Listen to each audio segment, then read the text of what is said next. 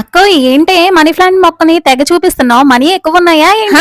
రండి రండి, మీకోసమే ఈ మనీ అంత. అసలు ముచ్చట ఏంటంటే ఈ మనీ ప్లాంట్ గురించి పెద్ద హిస్టరీనే ఉంది అంట. సర్లే కానీ ఏం చెప్తావో చెప్పు. 2-3 ఆకులు ఉన్నప్పుడు ఈ మనీ ప్లాంట్ అయితే తీసుకొచ్చిన, ఇప్పుడైతే బారుగా పెరిగింది. సరే బారుగా ఉంది కదా అని పావురాలకి కంచి కట్టేసిన పావురాలు గుడి కడుతున్నాయని మొన్న యూట్యూబ్ లో ఒక వీడియో చూసిన.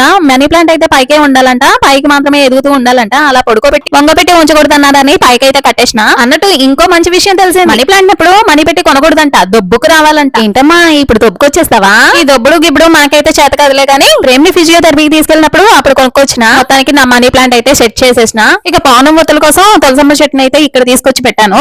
సలి అయితే సంక నాకిచ్చేస్తుంది అనుకో. ఈ చలిలో శివ అనుకుంటూ పౌనం ఒత్తులు వెలిగించడానికి గుడికి వెళ్తామో లేకపోతే తులసమ్మ చెట్టు దగ్గర వెలిగించేస్తామో చూడాలి. మరి మీరెక్కడ వెలిగిస్తారో కమెంట్ చేసి చెప్పండి. కాలింగ్ బెల్ అయితే మోగేసి ఎవరా అని డోర్ ఓపెన్ చేయంగానే మీషో అతను 2 పాసెస్ అయితే ఇచ్చాడు. మరి నెక్స్ట్ వీడియోలో చూసేద్దాం. మరి నచ్చితే లైక్ అండ్ సబ్స్క్రైబ్ చేసేయండి మరి.